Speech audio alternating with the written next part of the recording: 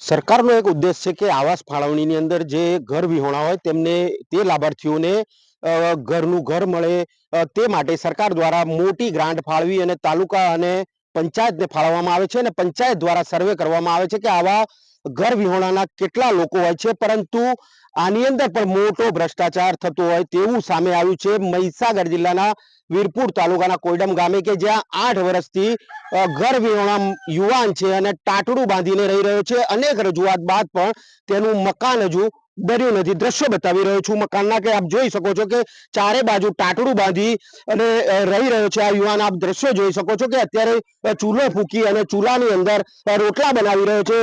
આંખો એની ધુમાડાથી કોરાઈ રહી છે તેવા દ્રશ્યો અહીંયા સામે આવી રહ્યા છે. મકાન નથી આ યુવાનને, અને યુવાન છે તે વારંવાર દર વર્ષે તાલુકામાં અને પંચાયત વિસ્તારમાં પણ જાય છે, તંત્રને પણ રજૂઆત કરે છે, સરપંચને કરે છે, તલાટીને કરે છે, પરંતુ તંત્ર અને સરપંચ તલાટીના બેરા કાન સુધી આ ગરીબની વાત છે તે પહોંચતી નથી. દ્રશ્યો જોઈ શકો છો કે ચૂલા ઉપર આ માણસ જમવાનું બનાવી રહ્યો છે.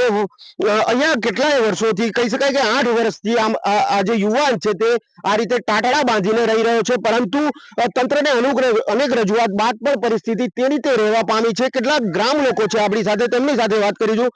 શું કહેશો? યુવાન કેટલા વર્ષથી આ રીતે આવી પરિસ્થિતિમાં રહી રહ્યો છે, મકાન નથી, ઇલેક્ટ્રિક લાઇટ નથી, અનેક રજૂઆત બાદ પણ પરિસ્થિતિ તેની તે રહી છે. શું કહેશો? શું જયમલભાઈ આ ભાઈનું નામ છે. આ ભાઈ છેલ્લા 7 થી 8 વર્ષથી તો હું એને આ દશામાં જોઉં છું.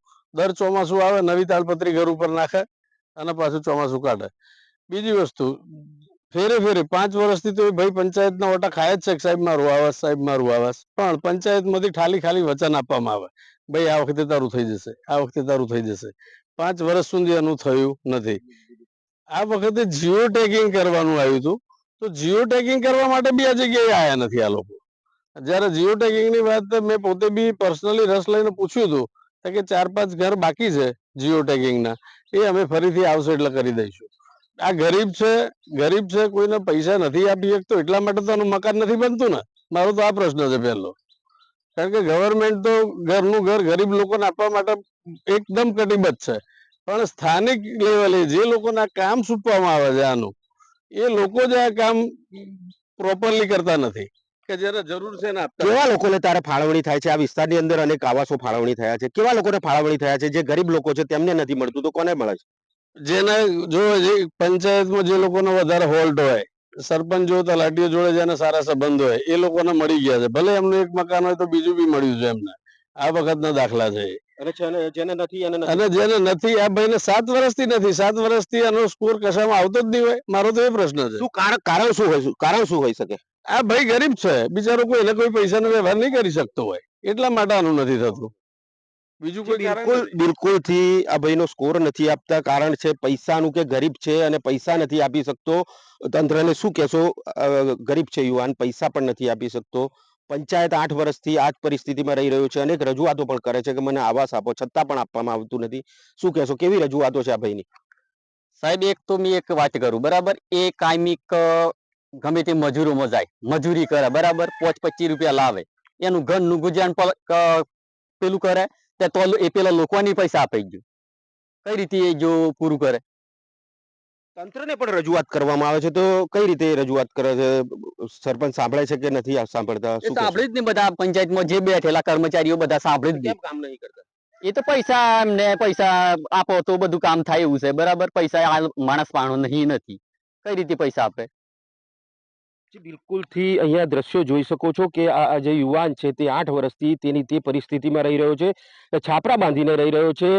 વાત છે અનેક રજૂઆતો તો પંચાયતમાં પણ જાય છે, સરપંચને કરે છે, તલાટીને કરે છે, પરંતુ નાણાં નથી આપી શકતો, તેટલે તેનું કામ થતું નથી તેવું ગામ લોકો અહીંયા કહી રહ્યા છે. વાત છે 8 વર્ષથી આ યુવાન મહા મુસીબતે એક ટાટડું બાંધીને રહી રહ્યો છે, અને અનેક રજૂઆત બાદ પણ આ કાર્યવાહી છે તે થતી નથી. ત્યારે મોટો ભ્રષ્ટાચાર કહી શકાય કે જેને ઘરનું ઘર મળવું જોઈએ, સરકારના નિયમોના એક બાજુ ધજાગરા ઉડી રહ્યા છે કે જેને ઘરનું ઘર મળવું જોઈએ તેવા લોકોને મળતું નથી, અને અન્ય જે અન્ય લોકો છે કે જે જેમને પાકા મકાનો છે તેવા લોકોને વારંવાર આવાસ પાસ થાય છે, કારણ કે વહીવટ એ લોકો કરી દેતા હોય છે અને વહીવટની અંદર નાણાં ચૂકવી દેતા હોય છે. તેવા લોકોના પાસ થતા હોય તેવું ગામના અન્ય લોકો અહીંયા જણાવી રહ્યા છે. ત્યારે આ બાબતે મોટી તપાસ થાય તો મોટો ભ્રષ્ટાચાર બહાર આવે તેવી શક્યતાઓ હાલ જોવાઈ રહી છે. મકાન મંજૂર થતું નથી, પૈસા ભરીએ તો મંજૂર નથી થતું. આ 8 વાર તો સાપડા પડી રહ્યા, મંજૂર જ નથી થતું. મીટર અલગ. અમારી પાસે રજૂઆત હમણાં જ આવી છે, એટલે હું આની વિશેષમાં ડિટેલમાં તપાસ કરાવી લઉં. પણ બને ત્યાં સુધી હમણાં જ સરકારશ્રી દ્વારા જે સર્વે કરવામાં આવે છે તો બધા જ આવાસોને આપણે કવર કરી લીધા છે. એટલે આમનું પણ આવાસ કવર કરી લીધું હશે, તેમ છતાં હું સ્થળ તપાસ કરાવી અને ખાતરી કરાવીને આનું નિરાકરણ લાવવાના પ્રયત્નો કરીશું.